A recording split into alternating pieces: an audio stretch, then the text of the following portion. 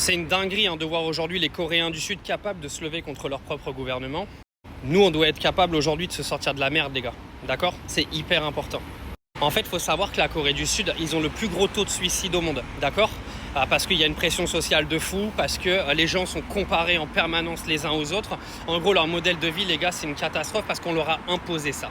On leur a imposé en fait d'être des sortes de pions qui doivent se comparer les uns les autres et qui doivent se battre les uns contre les autres. Parce que clairement, c'est ce qui se passe, que ce soit au niveau de leur vie privée et de leur vie professionnelle et dans leurs études. Nous, on a la chance en France d'être encore dans un pays où on peut s'en sortir facilement. Eux, les Coréens, c'est beaucoup plus compliqué que nous.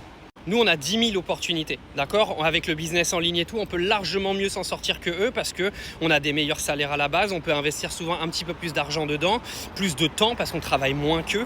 Et on est encore en train de réfléchir. Sachez en fait qu'il y a des pays qui sont beaucoup plus malheureux que nous à côté, mais qui sont quand même en train de se lever contre leur population. Vous savez que les Coréens, ils en ont plein le cul. Aujourd'hui, de toute la pression qu'ils ont de leur gouvernement, ils ont décidé de plus faire de gosses. Pourquoi plus faire de gosses? Parce que tout simplement, qui dit pas d'enfants, dit chute économique et dit que en gros le gouvernement va être obligé à un moment donné de se rapprocher du peuple s'ils veulent que les gens refondent des familles.